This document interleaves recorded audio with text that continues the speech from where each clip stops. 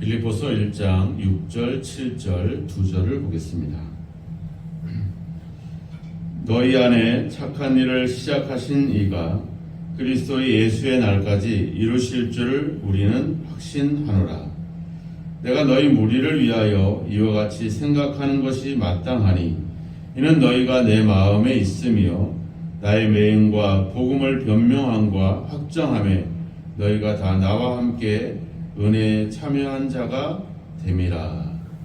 아멘. 사도는 빌립보 교회 성도들에 대한 어떤 그런 확신, 믿음, 이런 신뢰가 분명히 있음을 우리에게 보여주고 있습니다. 그래서 그 빌립보 교회 성도를 생각할 때마다 이 사도 바울의 마음이 기쁨으로 넘치고 또 그들을 위해서 기도할 때마다 그런 감사함과 기쁨이 충만한 그런 모습을 보게 됩니다. 누군가가 우리를 생각할 때, 저 사람만 생각해도 기분이 좋아지고 힘이 나고 그런 믿음과 신뢰를 줄 수 있는 그런 어떤 신앙과 삶이 우리에게 있어야 될 줄로 믿습니다. 저도 이렇게 이제 사역을 하고 신앙생활을 쭉 해오면서 여러 사람들을 만나고 또 때론 가르치고 이렇게 지도하게 되죠. 그랬을 때 이제 많은 이제 학생들이나 청년들을 가르쳐 오고 또 그들이 성장하면서 여러 가지 또 일들을 겪는 과정들을 볼 때 특별히 이제 교회가 어려워지고 또 신앙을 지키기 어려운 그런 상황 속에서도 끝까지 교회를 지키고 신앙을 유지해가는 그런 몇몇 제자들이 있습니다.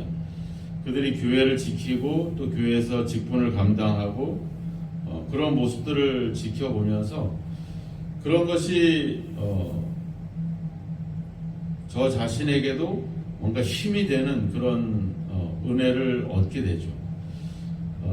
우리가 우리 스스로 신앙을 확정하고 예수님에 대한 믿음을 견고히 붙잡고 또 하나님 말씀에 대한 신뢰를 갖는 것, 즉 내가 내 안에 개인적으로 또 내적으로 또 내 개인 영적으로 어떤 뭔가 확신을 갖고 믿음을 갖고 살아가는 것도 중요합니다.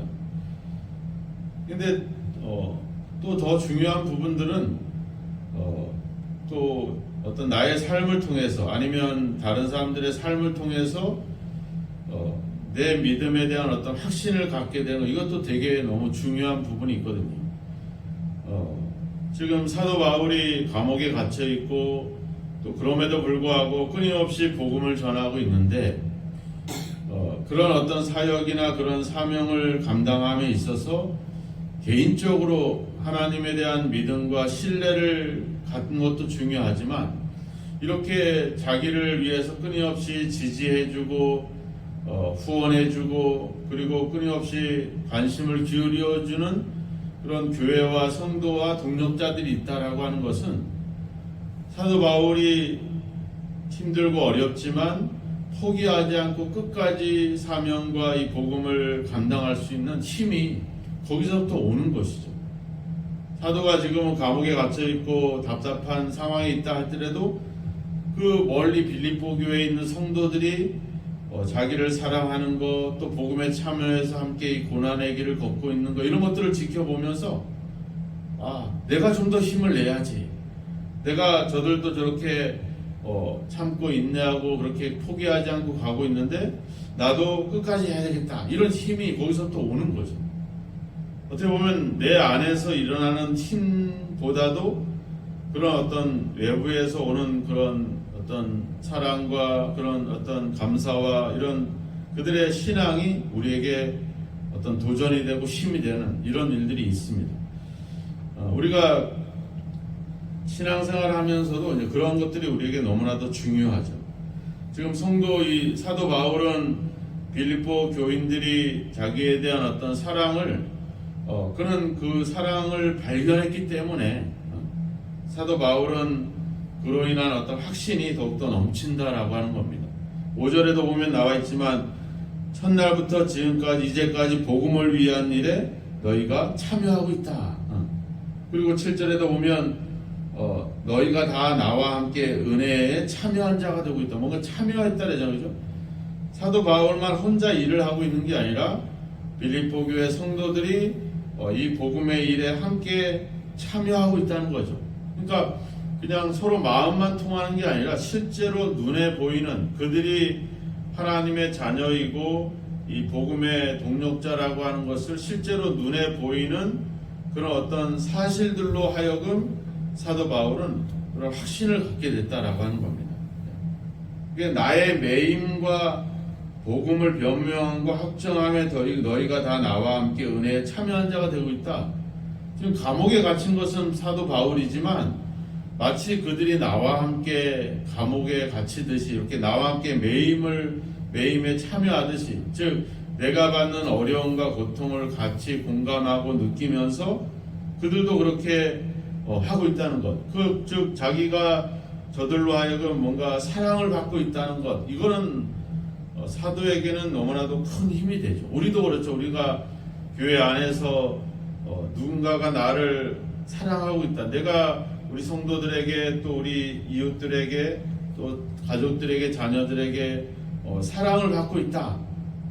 이런 어떤 그 느낌은 너무나도 중요하죠.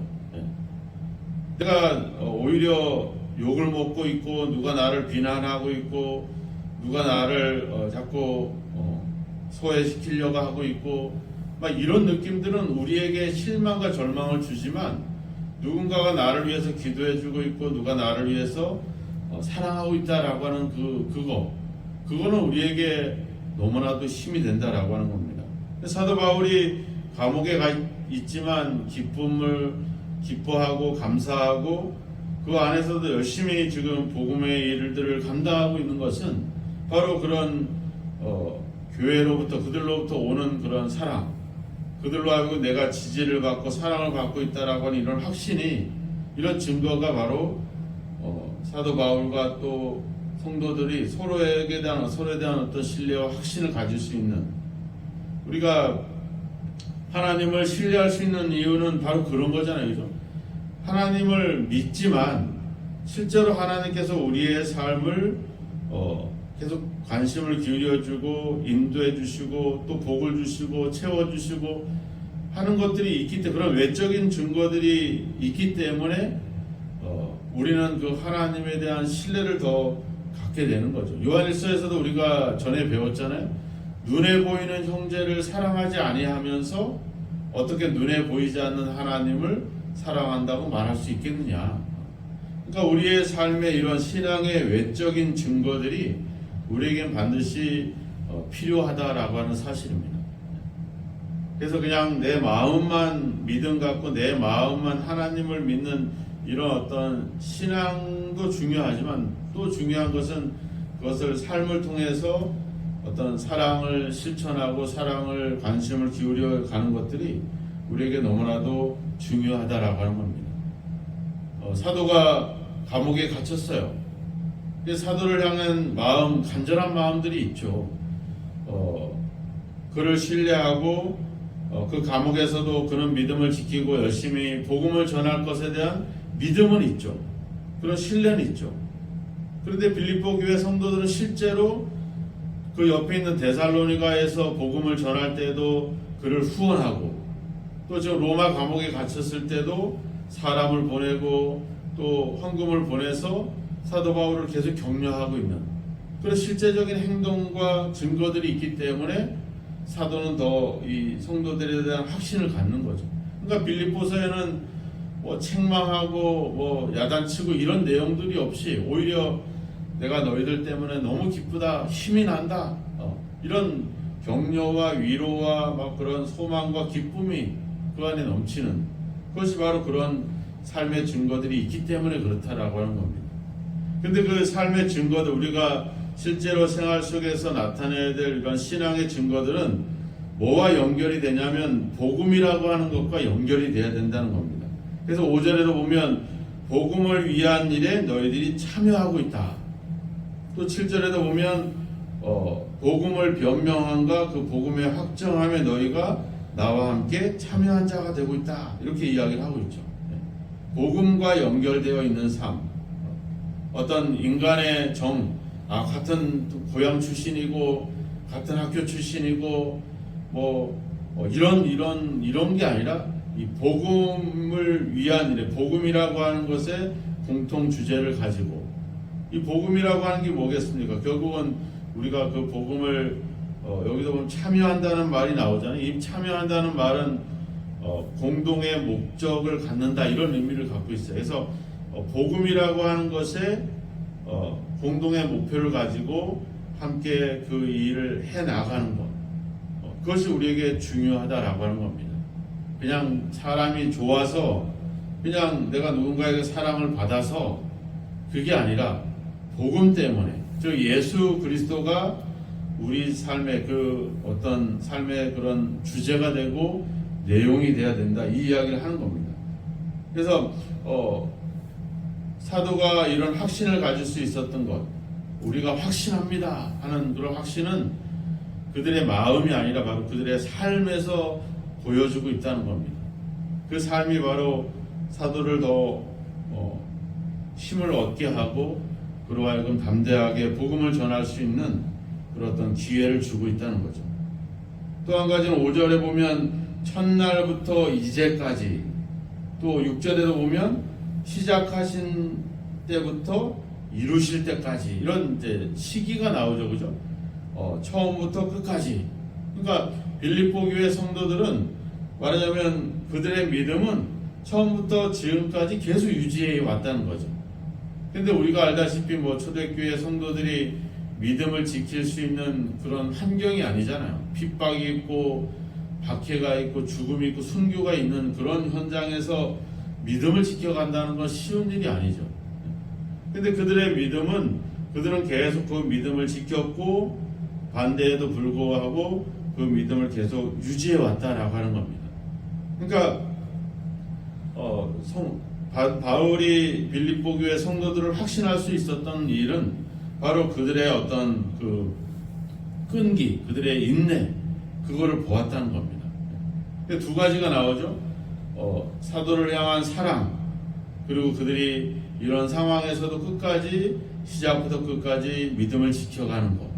우리가 갈라디아서를 보면 바울이 아주 화가 난 것처럼 편지를 쓰잖아요. 너희가 이렇게 속히 복음을 떠나서 다른 복음을 쫓는 것을 나는 너무나도 이상하게 여긴다, 이렇게 시작해요, 편지가.